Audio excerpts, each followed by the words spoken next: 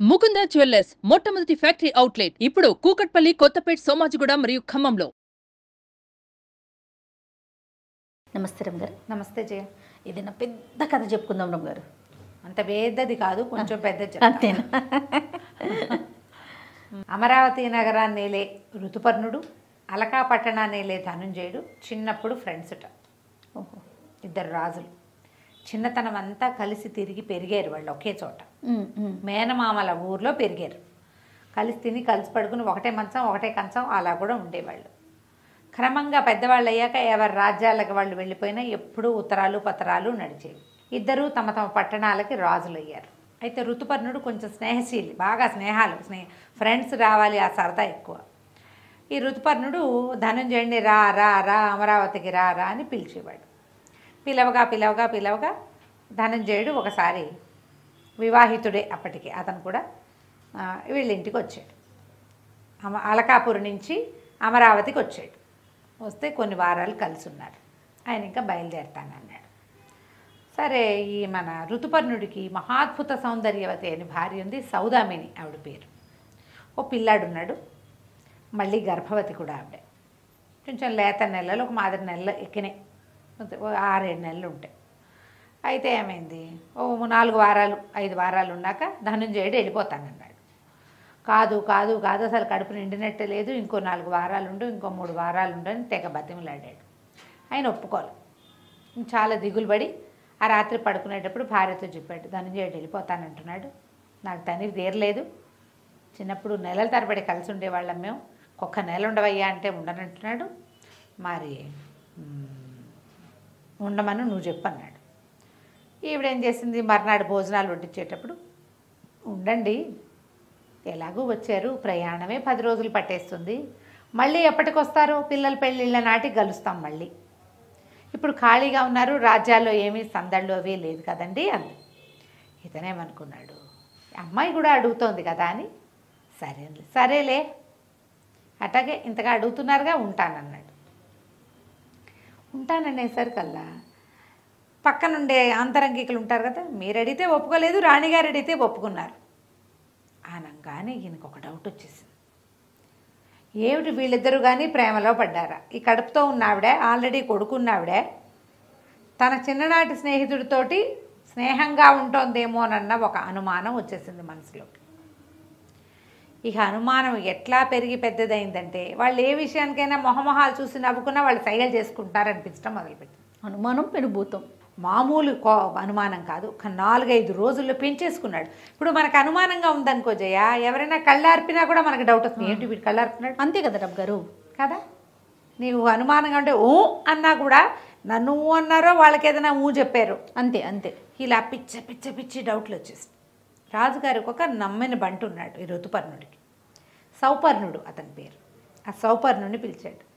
నా స్నేహితుడైన ధనుంజయుడిని పేకొత్తరిచ్చేసేయమని ఆజ్ఞించాడు. సౌపర్ణుడు తెల్లబోయాడు. అదేమిటి ప్రభు, చిన్నప్పటి స్నేహం, 6 వారాలుగా ఆయన మన రాజ్యంలో ఉన్నాడు, పరాయి దేశపు రాజు, చంపటం కష్టం, పాపం, తప్పు, అసలు మీకు ఎందుకు ఇట్టాడికి వచ్చింది, ఆయనంటే మీకు పంచప్రాణాలంటే కాదు, వీడు నా భార్యని వాళ్ళలో వేసుకున్నాడు అన్నాడు. అనేసరికి నిర్ఘాంతపోయాడు.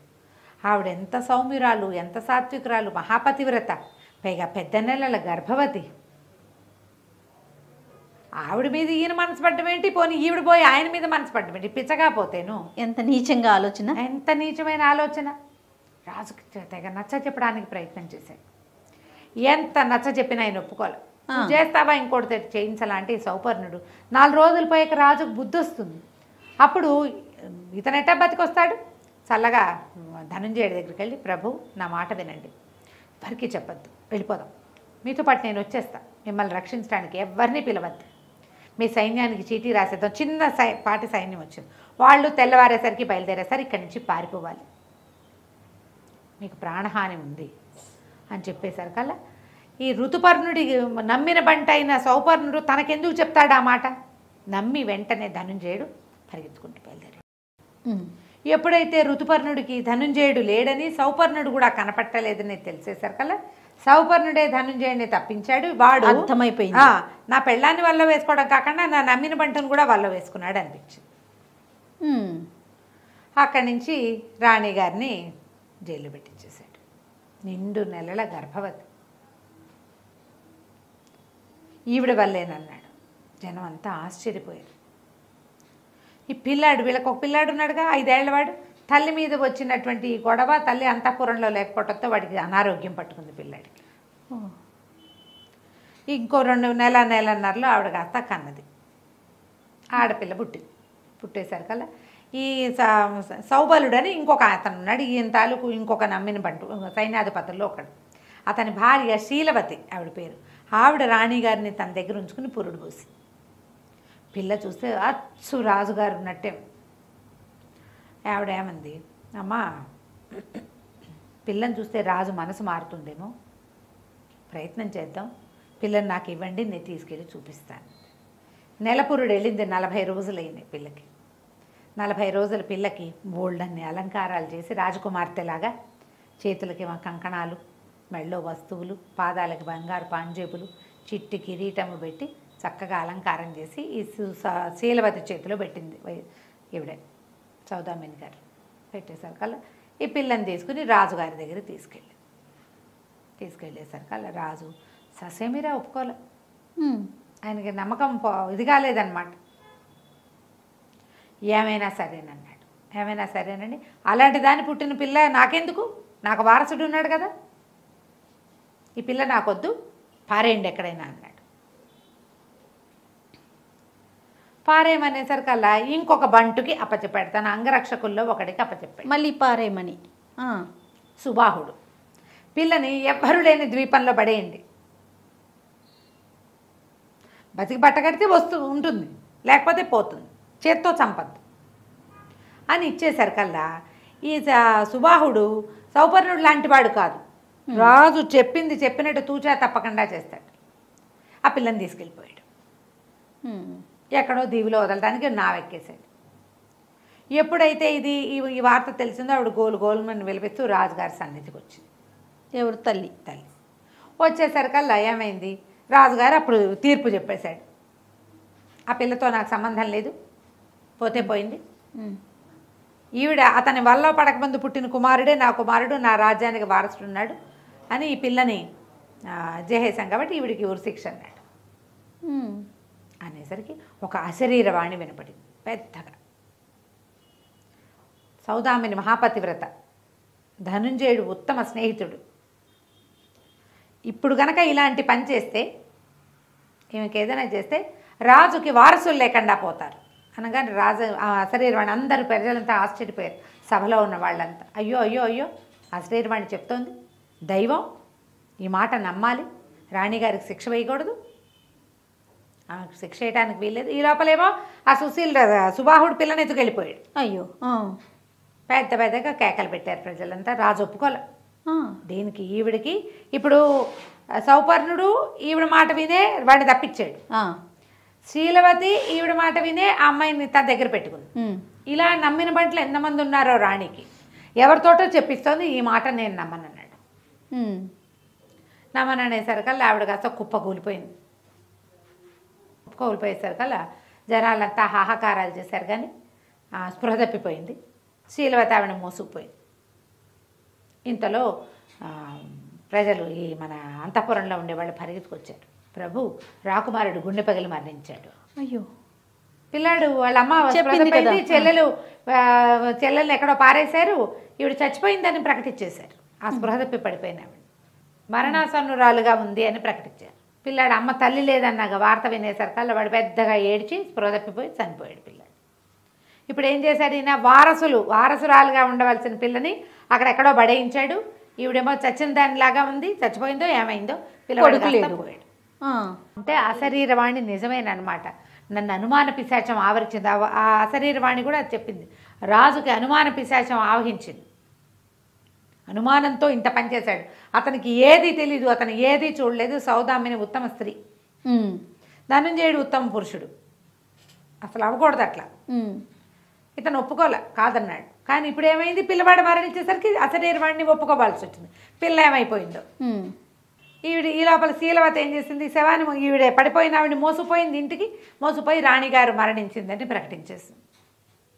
ఇప్పుడు ఈయనకి రాణి పోయింది, కొడుకు పోయాడు, పిల్ల ఏమైపోయిందో.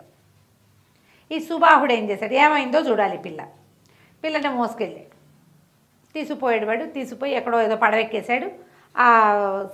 ఏదో ద్వీపానికి తీసుకెళ్ళాడు. ఆ ద్వీపంలో ఒక చిన్నది సుమారైన ద్వీపం, ఏవో చెట్లు గిట్లు ఉన్నాయి, కొన్ని జంతుజాలాలు ఉన్నాయి. ఎప్పుడైనా పడవ వాళ్ళు చేపలు పట్టడానికి వస్తారు తప్ప ఇంక అక్కడ ఏమీ లేదు. పిల్లని వదిలిపెట్టాడు. వదిలిపెట్టి అతను మళ్ళీ పడవెక్కడానికి వస్తుంటే ఆ అడవి వైపు నుంచి వస్తున్న ఒక ఎలుగుబంటి ఇతని మీద పడింది. సుబాహుడు చచ్చిపోయాడు. అయ్యయ్య. రాజుగారు సుబాహుడు తిరిగి వస్తాడు, ఎక్కడ వదిలిపెట్టాడు అడుగుతాము. చెబుతాడు, వెళ్ళి పిల్లని తెచ్చుకోవచ్చు అనుకున్నాడు. లేడు. ఇంతలో ఏమైంది, ఈ ఎలుగుబంటి అటు ఇటు చూస్తుంది కానీ పిల్లని నిద్రపోతారు. అది కెవ్వమని ఏడుచుంటే ఎవరో ఉన్నారని ఎలుగుబంటి దాని మీదకి వచ్చును. సరే, ఆ చచ్చిపోయిన వాడిని అక్కడ బారేసి ఎలుగుబంటి దాని దారిని అది పోయింది. అయితే ఆ సమయానికి మాధవుడు అనే ఒక జాలరివాడు, జాలరి పూర్తిగా జాలరితనం కూడా కాదు, అతను గొల్లవాడు. ఏమి పంటలు అవి ఇబ్బందిగా ఉండి ఏం చేశాడట, 4 చేపలు పట్టుకోవడం కోసం చిన్న డింగి వేసుకుని ఇటు వచ్చాడు. గొల్లలు వాళ్ళది. ఏవో గొడ్లు ఉన్నాయి కానీ పాలున్న రోజులు కావు. ఆ రోజుల్లో ఉన్న 3-4 గొడ్లు ఈయన మోపు మీద ఉంటుంటే అప్పుడు పాలు ఉండవు కదా. అందుకని చేపలు పట్టుకుందాము, కనీసం ఇంట్లో తిండికైనా ఉంటాయి, కొన్ని ఎండు చేపలు పెట్టుకో. సో ఇట్లా ఆలోచనతో వచ్చాడు. వచ్చేసరికల్లా ఇది తెలుగుబంటి పోయింది, వాడు చచ్చిపోయి పడి ఉన్నాడు. మరి చంటి పిల్ల ఏడవటం మొదలుపెట్టి, అయ్యో ఎవరో పిల్ల ఏడుస్తుంది, ఏమైందో అని ఆ డింగి మీద వచ్చిన వాడు డింగి పక్కన పట్టేసి పరిగెత్తుకొస్తే పిల్ల పట్టుబట్టలో చుట్టుంది. దానికి ఒక పట్టు లంగా, చిట్టి జాకెట్టు, పసిబిడ్డ, దానికి ఎన్ని నగలున్నాయో. నిర్కాంతిపోయాడు. ఓ నాయనో, తన నగ పిల్ల ఎంత బాగా దొరికింది, ఈ నగలతో మన జీవితం వెళ్ళిపోతుంది కదా. అక్కడి నుంచి పిల్లని రుచుకుని చేత్తో వస్తుంటే సుబాహుడు కనిపించాడు చనిపోయి. ఇతను ఏం చేశాడు, ఓహో వీడే ఈ పిల్లని తెచ్చాడు, తతిమా వాళ్ళంతా ఎటుపోయారో అని వాడి ఒంటి మీద నగలు కూడా ఒలుచుకున్నాడు. అతనికి కూడా ఉంటాయి కదా సుబాహుడు, కడియాలు, తర్వాత కాళ్ళ కడియాలు ఉంటాయి, చేతి కడియాలు ఉంటాయి, మెళ్ళో ఏదో హారం ఉంది, చెవులకు పోగులు, ఇవన్నీ ఒలుచుకుని ఈ చంటి పిల్లని ఎత్తుకుని డింగి వేసుకుని ఇంటికి వెళ్ళిపోయాడు. ఇతని భార్య, వాళ్ళకి పిల్లలు లేరు, ఇంకా కలకపోయేసరికల్లా భార్యతో అన్నాడు, ఏమే చూడంత చక్కగా దొరికిందో, చందమామల్లే ఉంది పిల్ల, రాజకుమార్తె ఎవరితో, ఎందుకంటే పడిపోయిన వాడికి అంగరక్షక లక్షణాలు ఉన్నాయి, అటు పెద్ద ఆజానుబాహు, మామూలుగా ఇంకొకడైతే దొరికేవాడు కాదు, మనిషికైతే దొరికేవాడు కాదు. అదాటను మీద పడేసరికల్లా ఆ ఎలుగుబంటిని తప్పుకోలేకపోయాడు. అతని దగ్గర ఒక్క కత్తి ఉందంతే అని చెప్పేసరికల్లా భార్య ఎందుకు ఓ నిదుంపదేగా, నువ్వు ఎక్కడి నుంచి అయినా పిల్లని తెస్తే చుట్టుపక్కల వాళ్ళంతా ఏం చెప్పుకుంటారు, మనం ఎవరి పిల్లను ఎత్తుకొచ్చాము, వాడిని ఎవరినో చంపేశావు, నువ్వే చంపేశావంటారు, ఇదంతా తెలివిగల పని కాదంటే వద్దు, మనం ఇక్కడ అసలు ఉండద్దు, గొడ్లను తోలుకుని అడవి దాటి ఇంకో పల్లెటూరులోకి వెళ్ళిపోతాం, పిల్ల మన పిల్లేననుకుంటారు, మనం ఉన్న 4 గొడ్లతోటి దీని నగల్లో ఓ నగ అమ్మితే మన జీవితం వెళ్ళిపోతుంది, శుభ్రంగా పిల్లని పెంచుకుందాం, మనకి చంటి పిల్ల పాలనా దొరుకుతుంది, డబ్బు దొరుకుతుంది అనేసరికి బాగుందిగా. సాయంకాలానికల్లా గొడ్లు తోలుకుని అసలు ఈ పిల్ల ఉందన్న వాసన కూడా ఎవరికి రానివ్వకుండా వెళ్ళిపోయారు. ఓ చిన్న ఆవుది పాలు ఉన్నాయి వాళ్ళకి, పెద్ద ఆవులేవి పాలు ఇవ్వటం, ఆ చిన్న ఆవు పాలతో పిల్లని పెంచుకుంటూ ఊరు దాటి బాగా 3-4 ఊళ్ళు దాటేసి అవతల ఇంకో ఊరికి వెళ్ళిపోయారు.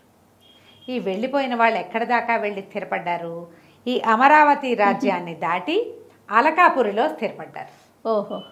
అక్కడికి వెళ్ళిపోయారు. అక్కడికి వెళ్ళిపోయి ఏం చేశారు, వీళ్ళు డబ్బులు నగమ్మి డబ్బు తెచ్చుకున్నారు కానీ గొప్పగా బతకడం వాళ్ళకి రాదు, ఆవులు పోషించుకుంటూ బతకడమే వచ్చు. ఓ 25-30 ఆవులు కొనుక్కున్నారు. పిల్ల బంగారం, రేపొద్దున దానివల్ల పిల్ల పెళ్ళి అవుతుంది, అవన్నీ దాచిపెట్టారు. దాని లంగా జాకెట్టు, తర్వాత ఏమో సుబాహుడు తాలూకు నగ ఏం దొరికిందో, కత్తి, అన్నీ అవి దాచిపెట్టుకున్నారు. పిల్లని పెంచుకోవడం మొదలుపెట్టారు. చంద్రిక అని పేరు పెట్టారు, పెంచుకుంటున్నారు. ఈ ఋతుపర్ణుడు అధ్వాన్నంగా అయిపోయాడు, ఏం చెయ్యాలో తెలీదు, దీనంగా ఉండేవాడు. సుబాహుడు వస్తాడన్న ఆశ. ఇట్ట 15 సంవత్సరాలు గడిచాయి. ఈ 15 ఏళ్ళు వచ్చాక ఈ చంద్రిక వాళ్ళ అమ్మ నాన్న ఏదో చిన్న నగ గట్టు పెట్టేవాళ్ళు, పిల్ల చక్కగా ఆవులు తోలటము, పాలు పెతకటము అవన్నీ నేర్చుకుంది. కానీ పిల్లలో ఒక రాజసం ఉండేది, అది అందంగా ఉండేది, పిల్ల తెలివిగా కూడా ఉండేది. రాజకుమార్తెకి ఆ లక్షణాలు, సహజ లక్షణాలు. అక్కడి నుంచి ఏమైంది, మన ఈ ధనుంజయుడికి ఒక కుమారుడు ఉన్నాడు, వాడి పేరు చంద్రసేనుడు. చంద్రిక చంద్రసేనుడు. ఈ పిల్లాడు ఏం చేసేవాడు, ఊర్లో అటు ఇటు తిరుగుతూ ఉండేవాడు. ఒక 20 ఏళ్ళు ఉంటాయి. ఇంచుమించుగా చనిపోయిన ఋతుపర్ణుడి కుమారుడి వయసు వాడు. ఆ, కాస్త ఒక సంవత్సరం అదే, అటు అదే. ఇటుగా. ఆ. అయితే ఏమైంది, ఆ పిల్లాడు ఒకసారి ఈ ఆవులు ఇవి తిరుగుతున్న చోటకి వచ్చి ఒక జాతర లాంటిది జరుగుతుంటే ఈ చంద్రికని చూశాడు. చూసి ఆ పిల్ల కోసం ఎంతసేపు వచ్చేవాడు. 15-16 ఏళ్ల పిల్ల, ఓ 20 ఏళ్ల పిల్లాడు వచ్చేవాడు ఏం చేశాడు, నేను ధనుంజయుడి కుమారుడినని చెప్పలే, మ్మ్. చెప్పేవాడు కాదు. కానీ ఎంతసేపు వాళ్ళున్న పల్లె వైపుకే వెళ్ళేవాడు. ఆ పిల్ల బీట్లో ఆవులను మేపుతుంటే దాని వెనకాల పడి తిరిగేవాడు. ఏదో ఫ్లూటు గీటు వాయించేవాడు, దాని వెనకాల తిరుగుతుంటే వీళ్ళేమనుకున్నారు, పిల్లాడు బాగున్నాడు, రాజుగారి అబ్బాయిని ఎందుకు వస్తుంది, వాడు సింపుల్గా బట్టలు వేసుకుని వచ్చేవాడు. పిల్ల కూడా ఇతనితోటి కొంచెం సరదా పడి ముచ్చటగా ఉండేది. పిల్లాడు ఈడు జోడుగా ఉన్నారు, పేర్లు కూడా కుదిరినాయి. చంద్రసేనుడు చక్కటి పేరు అనుకుని ఏ రాచగొల్లల పిల్లవాడో అనుకున్నారు. చంద్రసేనుడు అనగానే కొంచెము కాస్త పెద్ద పేరుగా తోస్తోంది. అబ్బాయి ఏమో వీళ్ళతో పాటే ఉండేవాడు. వాడు కూడా ఓ 2 ఆవులు తోలుకుంటూ ఉండేవాడు సరదాగా. సరే రోజులు గడుస్తూ ఉంటే మనకి రాజుగారి దగ్గర ఋతుపర్ణుడి దగ్గర నుంచి వచ్చినటువంటి సౌపర్ణుడు వీళ్ళ దగ్గరే ఉన్నాడు. కుర్రాడు ఎంతసేపు పల్లెల వైపే వెళ్తున్నాడని కనిపెట్టి రాజుకు చెప్పాడు. దేనికోసం అటు వెళ్తున్నాడు అని ఫ్రెండ్స్ని వాళ్ళని వీళ్ళని వాకప్ చేస్తే ఎవరితో పిల్ల కోసం వెళ్తున్నాడు. సరే ఈసారి ఈ పిల్లాన్ని అనుసరిద్దాం అనుకున్నారు. రాజు సౌపర్ణుడు ఇద్దరు మారు వేషాలు వేసుకుని గడ్డాలు మీసాలు పెట్టుకుని ఈ కుర్రాడు వెళ్తున్న వైపుకి వెళ్ళారు. ఆ రోజున ఏమిటట, అక్కడ ఒక పెద్ద జాతర లాంటిది జరుగుతోంది. పిల్ల తిరుగుతోంది. ఆ పిల్ల వెనకాల పడి వీడు తిరుగుతూ కనపడేసరికల్లా ఏమిటో ఎవరో అమ్మాయి భలే బాగుంది, చక్కగా ఉంది, ఎక్కడదో ఇంత చక్కటి పిల్లకి గాజులు అవి కొనిపెట్టద్దు అన్నాడు. అనేసరికి అమ్మాయి గాజులు కాసిపడే రకం కాదండి, గాజులు కాసిపడే రకం కాదు, అలాంటి సరదాలు ఏమి ఉండవు అమ్మాయికి అన్నాడు. అనేసరికల్లా ఈ లోపల ఏమైంది, ఆ మాధవుడు ఈ పిల్లవత్తన్ని పెంచుకుంటున్న గొల్ల ఆయన ఉన్నాడు కదా, ఆయన అటు వచ్చి ఎవరు బాబు, ఏ ఊరు బాబు అని వీళ్ళని పలకరిస్తే ఏదో మాట మీద కుర్రాడు ఎవరో పిల్ల వెనకాల తిరుగుతుంటే ఏమిటని వాకప్ చేస్తున్నామంటే, అయ్యో పిల్ల మా పిల్లేనండి వీళ్ళు చెప్పారు. ఇతను చెప్పాడు, మా పిల్లే, ఈ పై ఏమి నష్టపోడలేండి, గొల్లపిల్లని చేసుకుని పిల్ల దగ్గర వీళ్ళకి బోళ్ళంతా నగ్గట్టుంది, బోళ్ళంతా బంగారం ఉంది తనకి, ఈ అబ్బాయికి ఏమి నష్టం లేదు, బొడ్డు గోదా ఉంది, నాకు ఒక్కతే పిల్ల అన్నాడు. అనేసరికి వీళ్ళు కొళ్ళు మండిపోయింది. ఇతను నేను గొల్ల యాదవులం మేమని క్లియర్గా చెప్పాడు. గొడ్డు గోదా ఉన్న ఇల్లు, పిల్లకి బంగారం ఉందనేసరికల్లా వీళ్ళు ఏం చేశారు, రాజుగారు ఆ చంద్రసేనుడి దగ్గరికి వెళ్ళాడు, కొడుకు దగ్గరికి వెళ్ళి ఏమిటో అంటే, అవునండి వివాహం చేసుకుంటాను, ఈ అమ్మాయే కావాలి నాకు అనగానే రాజుగారు చొక్కా పుచ్చుకున్నాడు కొడుకుని. ఎవరెవరా రాకుమారుడు, ఈ రాజ్యానికి ఉత్తరాధికారివి, గొల్లపిల్లని చేసుకుంటావా నువ్వు అన్నాడు. అనేసరికల్లా అబ్బాయి గింజుకోపోయాడు. ఆయనేమో గడ్డం తీసేశాడు, బిగ్గులు పెట్టుకొచ్చాడు కదా, పదాన్ని అంతు చూస్తాం అని చెప్పేసి ఆయన లాక్కెళ్ళిపోయాడు. ఆ పిల్లాడేమో విదిలించుకున్నాడు, కాదు నేను ప్రేమించాను అది ఇది అంటే, నువ్వు ఏమైనా చెయ్యి, ఉండి ఇక్కడే, కానీ నువ్వు చచ్చినా అమ్మాయిని పెళ్లి చేసుకోవడానికి వీల్లేదు. అయ్యో, సౌపర్ణుడు అన్నాడు, ఇక్కడ గొడవ అయిపోతుంది ప్రభు, మీ మీద మాట వచ్చేస్తుంది, పదండి వెళ్ళిపోదాం. రాకుమారుడు ఇంటికి రాక ఏం చేస్తాడు, ఏమీ లేని పిల్లాడికి వాళ్ళు మాత్రం పిల్లని ఎందుకు ఇస్తారు, పదండి అని చెప్పేసి తీసుకుపోయాడు. రాజుగారిని లాక్కెళ్ళిపోయాడు. గొడవగా ఏదో మాటలు జరుగుతుంటే అది అక్కడెక్కడో వేసిన కాయలు కొట్టిన పిల్ల వెనక్కి తిరిగి వచ్చేసరికి రాజకుమారుడిని చూసి, ఏమండి ఈ గొల్లలు అయితే తక్కువ, రాజుగారి మీద ఓ ఎండా, గొల్లాడి మీద ఇంకో ఎండా కాస్తుందా, మా మీద కాసే ఎండా ఆయన మీదే కాస్తుంది, మాకు దాంతోటే పండుతుంది, ఆయనకి దాంతోటే పండాలి, గొల్లలవని నన్ను పెళ్లి చేసుకోవడం మానేస్తానంటే నువ్వు అసలు నాకు వద్దు, మేము సాటి వాళ్ళం కాదు అని మీరు అనుకునేటట్టయితే వెళ్ళిపో, నువ్వు నాకు నీతో పెళ్ళే అక్కర్లేదు, నువ్వు అక్కర్లేదు, మేము మనుషులంగామా, కులం ఆ ప్రధానం గుణం కాదా, మేము నీ కులం అడిగామా, మా నాన్న అడిగాడా, నేను అడిగానా, వెళ్ళు నువ్వు ఇక్కడి నుంచి అనేసి. రాకుమార్తె కదా, అమ్మాయి ఆభిజాత్యాన్ని తగ్గించుకోవడం అమ్మాయి వల్ల కాదు. అక్కడి నుంచి ఇంటికి వెళ్ళిపోయాడు. ఏమై వద్దంటుంటే ఏం చేస్తాడు, కానీ ఇంటికి వెళ్ళి బిక్కమొహం వేసుకుని కూర్చుని ఉన్నాడు. సరే ఈ సౌపర్ణుడు ఏమనుకున్నాడు, కాస్త బాగా ఆలోచించి, అబ్బాయి అట్లా కాదు, ఓ పని చేద్దాం, మీ నాన్న ఒప్పుకుంటాడు, పిల్లని చూస్తే మంచి ఆభిజాత్యం కలిగిన పిల్లలాగా ఉంది, మరి నువ్వు వాళ్ళ కుటుంబంతో పాటు వెళ్ళిపో, నీకు అమ్మాయి నచ్చింది, ఆ పిల్లని ప్రేమించావు, పెళ్లి చేసుకుంటాను అంటున్నావు కాబట్టి, అమరావతి రాజ్యంలో కుల విచక్షణ లేదు, మీరు వీళ్ళ కుటుంబంతో సహా వాళ్ళ సొంత రాజ్యం ఏదో అక్కడికి తీసుకెళ్ళిపో, వెళ్ళిపోతే అక్కడ వివాహం చేసుకుందు. కానీ వివాహం అయిపోయాక మీ నాన్న ఏమంటాడు, ఇక్కడ కుల విచక్షణ ఉంది, ఇక్కడ ఎవరు వీళ్ళకి పెళ్లి చేయరు. ఓహో. వీళ్ళకి పెళ్లి చేయడానికి పురోహితుడు దొరకడు, వాళ్ళు ఒప్పుకోరు. మ్మ్. ఇక్కడ ఉంది ఈ రాజ్యం పట్టింపు ఇది, అక్కడ లేదు అట్లా. రాజు ఇతరుల అంటే ఈ ప్రజల తాలూకు వివాహాది వ్యవహారాల్లో కలగ చేసుకోడు, రాచరికంలో ఆ పందా లేదు అక్కడ, ఇక్కడ ఉన్నది మ్మ్. అనేసరికల్లా సరే చంద్రసేనుడు ఏం చేశాడు, మళ్ళీ వాళ్ళ ఇంటికి వెళ్ళి మాధవుడి దగ్గరికి వెళ్ళి బతిమలాడి, పిల్లని నీతో పాటు వచ్చేస్తాను, మీ 50 ఏళ్ళ ఆలమందలు మొత్తం తోలుకొని వెళ్ళిపోదాం. ఇలాగా మైగ్రేట్ అవ్వటం ఆ రోజుల్లో ఉంది. అట్లాగే అతను మైగ్రేట్ అయ్యి ఇక్కడికి వచ్చాడు. అవును. ఇక్కడి నుంచి వెళ్ళొచ్చు కదా. మ్మ్. సరే ఆ మొత్తం సమాజం అంతా వెళ్ళిపోయారు వీళ్ళు. 2 పూటలు చంద్రసేనుడు కనపడకపోయేసరికల్లా రాజుగారు ప్రశ్నించాడు, ఏడి పిల్లవాడు ఏడి అని అడిగేసరికల్లా సరే ఇది జరిగింది. ఇప్పుడు ధనంజయుడు కొడుకుని తెచ్చుకోవడం కోసం అమరావతికి వెళ్ళాలి. ఆ. వెళ్తే అక్కడ పరిస్థితి ఏంటో తెలియదు. అంతేగా.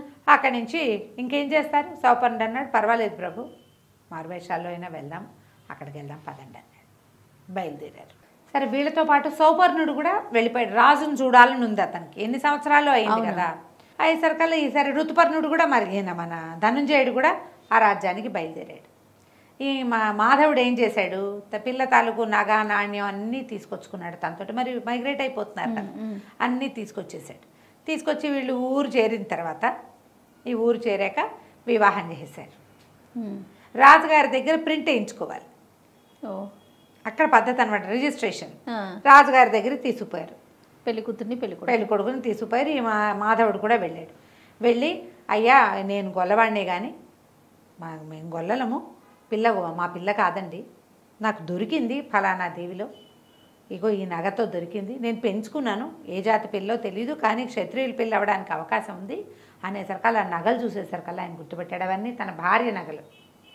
రాజు గుర్తుపట్టేశాడు, కేకలు పెట్టారు. ఈ లోపల ఏమైంది, ఈ వీళ్ళతో పాటు వెళ్ళిన సౌపర్ణుడు ధనుంజయుడిని కూడా ప్రవేశపెట్టాడు.